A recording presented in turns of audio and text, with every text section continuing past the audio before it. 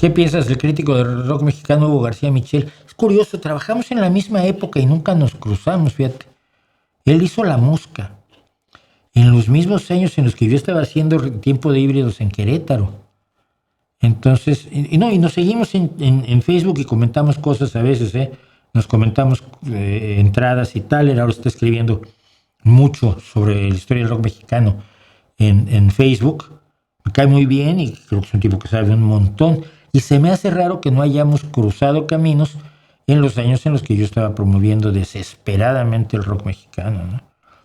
Y mexicano y en español en general, porque a Querétaro llevamos a un montón de gente. El Estado, el gobierno del Estado de Querétaro, a través de Radio Querétaro, con intervención de Radio Querétaro, tuvimos ahí enanitos verdes, que eran unos insoportables, unos pesados. Tuvimos a Fito Páez cuando no lo conocía nadie. A mí me tocó ir con Fito en un estadio de baloncesto, si mal no recuerdo, hacíamos los conciertos.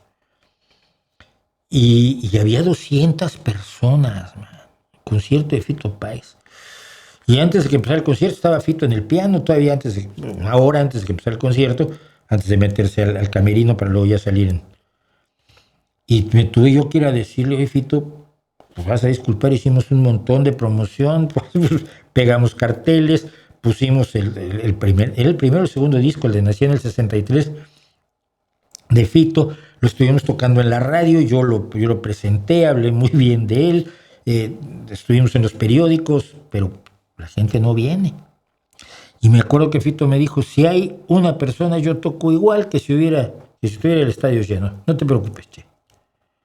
Y el no te preocupes, che, de Fito a mí fue un alivio enorme, porque decías tú, un tipo que tú consideras una gran promesa del rock. Estamos hablando del 86, 87, ¿eh?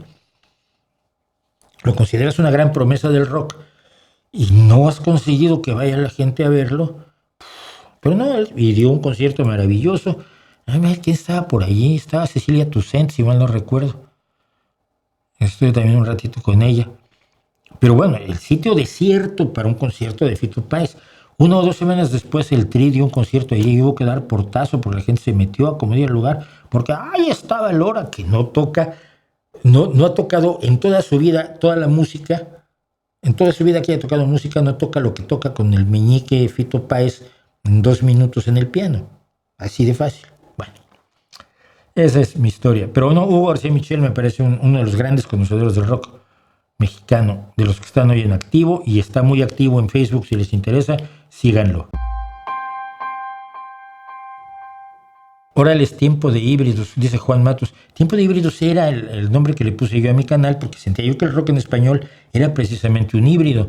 Yo me oponía a la visión de Javier Batis, gran maestro de la guitarra. A mí en una época me dijeron el Batis porque traía un afro así como los que usaba también Javier Batis, después de que estuvo en Tijuana 5, como Javier Batis solo.